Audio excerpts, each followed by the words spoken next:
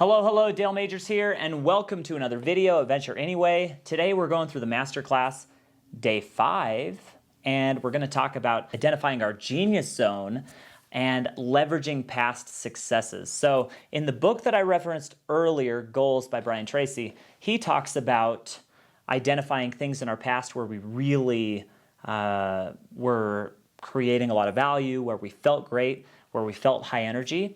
And I went through another training with Deanna Murphy at People Acuity, an amazing 9-month training. And one of the things she shares, she calls them just identifying, looking back at our past experiences, leveraging past experiences, that's what she calls it. And the idea is that we go back to a time where we were really operating at our best and things were good and we just felt good about everything that was going on. And then breaking that down, identifying what was there in the situation. What were other people expecting from us? What were other people doing to support us? And how did that look? How did we feel?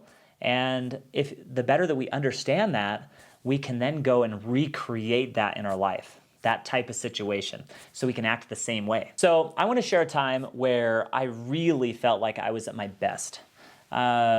My friend Chris Fox called me once and said, "Hey Dale, do you want to go to a bike swap with me in Denver, Colorado?" So my brother Carl and I got in this guy's van and we drove to Denver. And I'd never been to a bike swap, but he told me that once you're there, Dale, you can run around to other tables, find good deals, and then bring them back to our table and sell them for more. Heck, you could make $200 or $300 in a day. And I thought, that's pretty interesting. So I brought some cash. I had a credit card to go to an ATM, and I even brought a couple checks. Long story short, at the end of the day, I'd spent $3,000. And very quickly when I was there, I noticed that I used to sell on eBay, and I noticed that a lot of the prices of the product there, it was so low, everything was priced so low, and there were so many good deals that I would be crazy to not buy all the stuff and not sell it at our table, but to take it home and resell it there. So for the whole day, I was negotiating with people and searching and treasure hunting and dealing with uncertainty and just finding deals the whole time. I was having to woo people. I had to convince a guy with a $1,400 bike that was about a $3,000 bike. I had to convince a guy to take a check from me. I loved that. And I felt like I was at the top of the world. I don't even think I ate food that day. That's an exaggeration, but I didn't eat much. And I sure as heck didn't pay the $8 for the hamburger because I don't do that. But I was just going. I was so high energy. And actually from there, I told my friend Chris, I said, no, we never sell. Why sell at these places? Everything goes for way more online. Let's just go and find some more of these and buy things to resell online. That kicked off several years of finding bike swaps. And so it was probably probably 2 or 3 weeks later that I found one in Chicago, and then I went to Tucson, Arizona, and I went to San Francisco. I was going all over the place to these bike swaps. And so let me break it down for you. Why was it that I just so enjoyed this experience at bike swaps? And what I realized, what I learned about myself, is that I love uncertainty.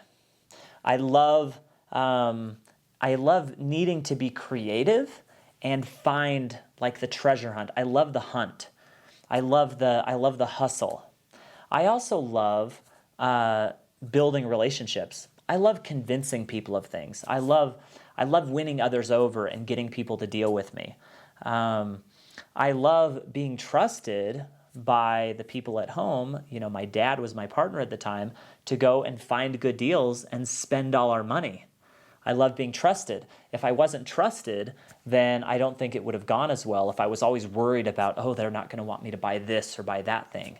But those were the situations in those experiences. Those were the elements of those past experiences that I can, as I assess future things to participate in, I say, is it going to allow me to be creative? Is it going to allow me to win others over and be part of some sort of treasure hunt? Am I going to be trusted? And I've been in situations where those elements haven't been there, and I haven't been nearly as engaged.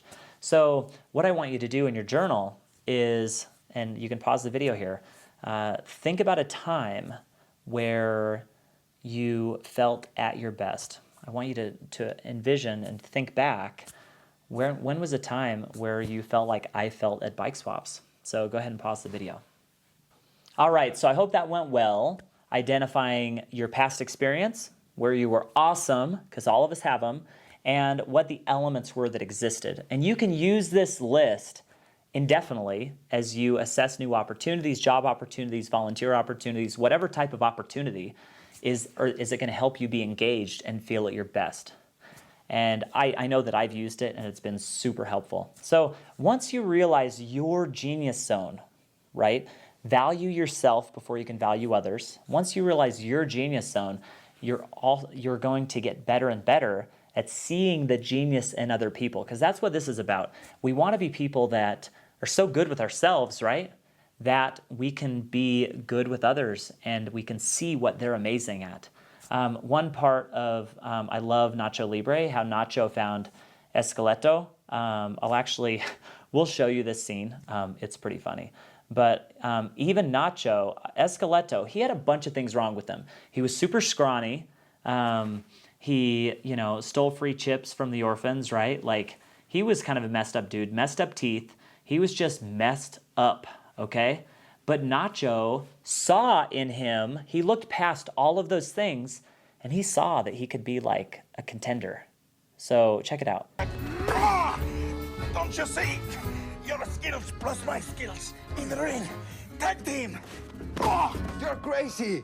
All right, I hope you enjoyed that. See, Esqueleto, even when he's with a Nacho, can be a real winner, okay? And that's the goal. All of us have attributes that and skills in a situation we can totally excel.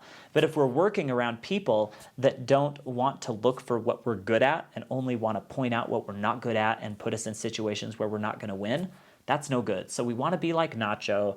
We want to be like Ponton, where we're looking past some of the bad things in people, but just really focusing on what they're awesome at. We can't do that, though, unless we're good with ourselves. And if we've got a genius zone, then we also have a weakness zone.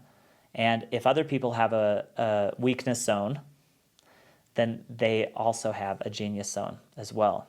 So the homework for today is I want you to take a strengths test online. So there are several that you can do. If you look up free Clifton Strengths Fighter test, you can do that. You can also pay, it's $10 or $15 for the Clifton Strengths Fighter test. I'll actually put in, to make it easy, I'll include in the description a couple links that you can use to go look at your strengths. But I really want you to get clear about what you're amazing at. Also, your homework is I want you to finish that, spend another 10 minutes going through your past experience and identifying the conditions that existed. So for me, it was Bike Swap, and I had trust, the hustle, the treasure hunt, the relationships, and the uncertainty. Okay, what are those things that existed in your past experience, and how can you use them to identify your future roles? So thanks for being here. It's, again, awesome to have you on day 5. And day 6, we're actually getting into the HATS model, goal setting, and I'm so excited about it. I'm not even going to change my shirt. We're actually recording these, only the first 6, all in the same day, and then we're going to get lots of feedback so we can make 7 through whatever way better. So really appreciate you being here, and I will see you on the next video.